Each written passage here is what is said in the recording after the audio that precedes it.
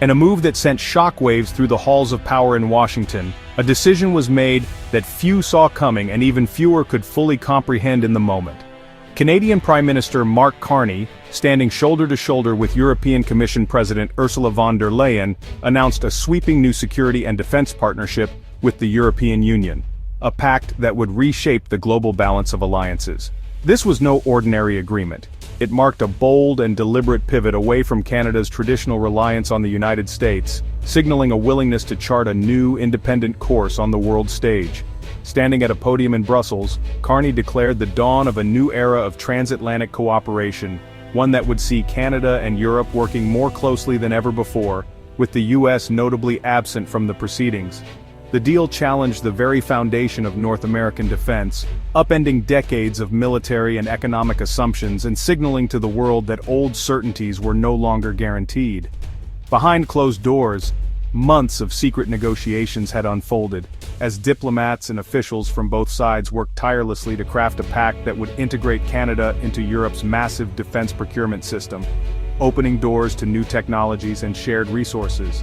The message to the world was unmistakable. Canada would no longer depend solely on its southern neighbor for its security, its industry, or its future. Instead, it was forging a new path, one that embraced a broader, more diverse set of alliances. The agreement's scope went far beyond trade. It focused on shared research, joint development of advanced technologies, and the pooling of scientific expertise between Canadian and European innovators. It laid the groundwork for a common industrial strategy, encouraging collaboration in manufacturing, energy, and digital infrastructure, areas that would define the next generation of economic growth. For Washington, the announcement was a wake-up call. As the U.S. turned inward, preoccupied with its own political divisions, its closest allies were forging new alliances and looking beyond the old order. Carney framed the deal as a forward-looking strategy to build resilience and foster innovation in an unpredictable world. But beneath the optimism, it was also a direct response to the growing unpredictability and volatility of U.S. politics, a signal that Canada was preparing for any outcome. The stage was set for a new uncertain chapter in North American relations, one defined by shifting alliances, bold decisions, and the search for stability in a rapidly changing world. To understand this shift, you have to understand its architect, Mark Carney. The former central banker's political rise was driven by one idea: Canada must Trump-proof itself. Carney argued that America First policies under Trump threatened Canadian sovereignty and stability. His solution: strengthen Canada's economy and military, and build new alliances, especially with Europe. The idea resonated with Canadians uneasy about U.S. unpredictability. Carney's approach was a sharp break from past governments. He believed Canada needed to show strength, not just manage relations quietly. By championing a sovereign, self-reliant Canada, Carney tapped into national pride and anxiety, paving the way for historic change. The Canada-EU Defence Pact is ambitious but straightforward at its core. It gives Canadian companies equal access to Europe's $170 billion defense market, fostering joint ventures and shared R&D.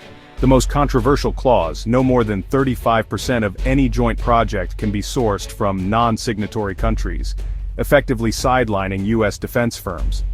This ensures economic benefits stay within the alliance and reduces Canada's reliance on American technology. Carney calls it a win for Canadian workers and sovereignty. European leaders say it's the EU's most comprehensive security deal ever. Strategically, it creates a new bloc of Western democracies committed to mutual defense and industrial prosperity. The pact is about building a long-term independent partnership, distinct from Washington's influence. President Trump's reaction was immediate and explosive. He saw the Canada-EU pact as a betrayal, accusing Canada of undermining U.S. leadership. Trump revived demands for Canada to pay billions for U.S. military protection or join his Golden Dome space weapons initiative. He questioned the value of the U.S.-Canada defense relationship, threatening to withdraw protection unless Canada paid a premium. The deal's clause limiting U.S. defense sales hit a nerve, both geopolitically and economically. Trump's outrage validated Carney's strategy. Proof, many said, that Trump-proofing was necessary. Canada now faced a tense standoff, with the world watching to see if Trump would follow through on his threats. The historic partnership had fundamentally altered the balance of power in North America. Mark Carney's rise to Prime Minister in 2025 was a political earthquake. His Liberals won a strong majority by promising to defend Canadian sovereignty and resilience. The campaign painted the conservatives as too accommodating to Trump, stoking fears of American overreach. Carney's reputation as a respected technocrat helped unite progressives and centrists. Dropping the unpopular carbon tax, the liberals kept the focus on Trump-proofing Canada. Even Trump's backhanded praise for Carney was used to bolster his credentials. With a landslide victory, Carney had the mandate to immediately pursue his ambitious agenda, starting with the EU Defense Pact. Central to Carney's promise was a dramatic boost in defense spending. Canada pledged to hit the NATO 2% GDP target by 2030, injecting $31 billion into the military. Funds would modernize equipment, improve conditions for personnel, and focus on Arctic sovereignty. New investments targeted surveillance, icebreakers, and advanced technology to secure the North. The budget also prioritized future tech, AI, quantum computing, and cyber warfare. This strategy aligned perfectly with the EU Pact's emphasis on joint innovation. By modernizing its military, Canada signaled it was ready to be a more capable, self-reliant partner. The message Canada was serious about its own security and global role. The Canada-EU deal was a direct response to Trump's America First approach, which strained even the closest U.S. allies.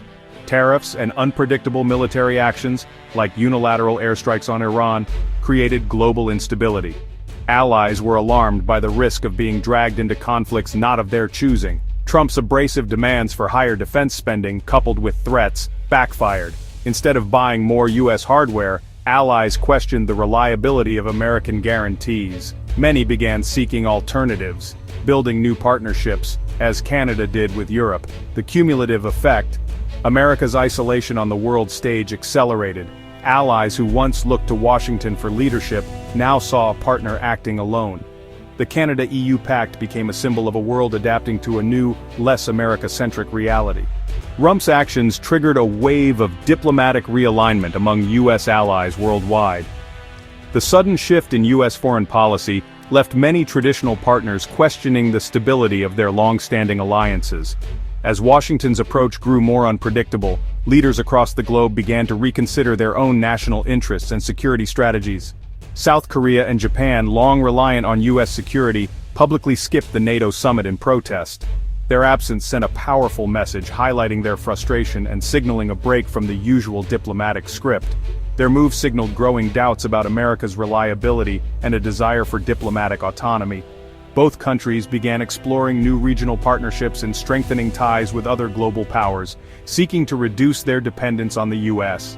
In Europe, the U.S. attack on Iran pushed allies closer together, reinforcing the need for strategic autonomy. European leaders met in urgent sessions, debating how to protect their interests without relying solely on American leadership. The Canada-EU Pact became the model for this new approach, building alliances independent of Washington. This agreement inspired other nations to pursue similar arrangements, emphasizing cooperation and mutual benefit. A growing coalition of concerned allies further isolated the U.S., eroding decades of trust. The sense of unity among these nations grew stronger as they coordinated responses to global challenges.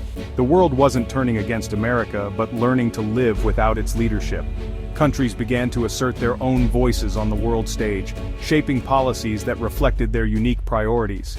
Allies diversified partnerships, creating a more multipolar world by default. New alliances and regional blocs emerged, reflecting a shifting balance of power. The chorus of concern, from Ottawa to Tokyo, showed the global order was being reshaped by U.S. actions. As uncertainty grew, the world's leaders adapted, forging a new era of international relations defined by resilience and collaboration. The Canada-EU Pact is more than just a policy document. It's a signpost for a new era in global relations, signaling a fundamental shift in how nations collaborate and compete. This agreement is not only about trade or economics, it's about forging a new path for international cooperation, one that could redefine alliances and reshape the global order for years to come. For North America, the pact marks a turning point. It ends Canada's near-total dependency on the U.S., creating a more independent, Europe-aligned neighbor. This newfound autonomy allows Canada to diversify its partnerships, strengthen its economy, and assert its own interests on the world stage, while also deepening its ties with European democracies. The U.S. now faces a new reality, one where its closest allies are actively diversifying, building new blocs, and seeking alternative sources of influence and security. This could challenge America's traditional leadership role and force a re-evaluation of its foreign policy priorities. The deal's limits on U.S. defense sales are a direct economic blow, threatening a key sector of American industry. If other nations follow Canada's lead, American influence could wane further, potentially reducing its leverage in both economic and security matters. This shift could lead to a more fragmented world, with competing blocs and shifting alliances. Or it could usher in a new kind of stability, one where a stronger European-Canadian bloc helps balance global power, preventing any single nation from dominating the international system. The new alliance is committed to multilateralism and international law, sharing the burden of upholding Western values. By working together, Canada and Europe aim to promote peace, democracy, and human rights on a global scale, setting an example for others to follow. The unipolar US-led era is over.